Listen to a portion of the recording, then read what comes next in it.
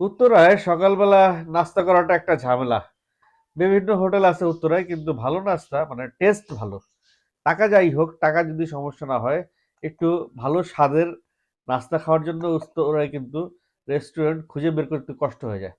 তো যাই হোক, আমি আজকে 7 নম্বর সেক্টরে একেবারে ওই কাবাব ফ্যাক্টরি থেকে লেক ড্রাইভ রোডে ডান দিকে যাইতে, 13 নম্বর ব্রিজের দিকে যাইতে হাতের বাঁয়ে একটা হোটেল খুঁজে পেয়েছি। মা হোটেল, বোধহয় মা রেস্তোরাঁ। সকালবেলা এদের নাস্তাটা খুব ভাল লাগে আমার কাছে। মানে একদিন খাই, 2-3 দিন খাইছি, তো খাওয়ার পর আমার কাছে খুব ভালো লাগছে। ভাবলাম আপনাদের জন্য একটা ভিডিও করি। এদের যে পরোটাটা বানায়, এই পরোটাটা এত সফট আর এত ক্লিন, এটা দেখাই মানে খাওয়ার জন্য মন আকুপাকু করে। ম্যাক্সিমাম হোটেলে পরোটা খাই, পরোটা থাকে ময়লা, একটু কালারটা থাকে একটু ময়লা ময়লা কালার থাকে, আর এত শক্ত থাকে পরোটা, খাইতে মন চায় না। এইখানকার পরোটা কিন্তু আমার এরকম না। এইখানকার পরোটা খুব সফট, আপনি হাত দিয়ে টান দিবেন আর উঠ ছিঁড়ে চলে আসবে। আমি শুরুতেই এই একটা নেহারি পরোটা আর ডাল অর্ডার করছি। তো নেহারিটা আবার শুরু করতে ওই যে পরোটা দিয়ে নেহারির ঝোলটা চুবিয়ে আমার খাইতে সবচেয়ে বেশি ভালো লাগে।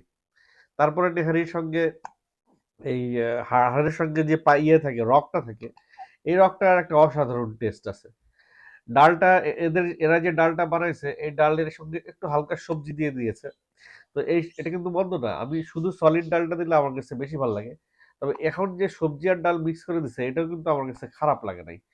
আর এখানে যে আমাকে খাসির পায়া দিছে, এই খাসির পায়াটা আসলে খুব বেশি কিছু এখানে ছিল না।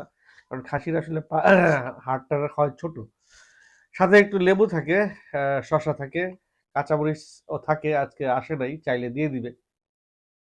এই যে রকটা, এই রকটার সঙ্গে পরোটাটা টান দিলে উঠে আসবে, এবং এই রকটা পরোটার সঙ্গে একটু ঝোল মুখের মধ্যে যখন চলে যাবে, আহ ভাই, এর চাইতে শান্তির আর কিছু নাই।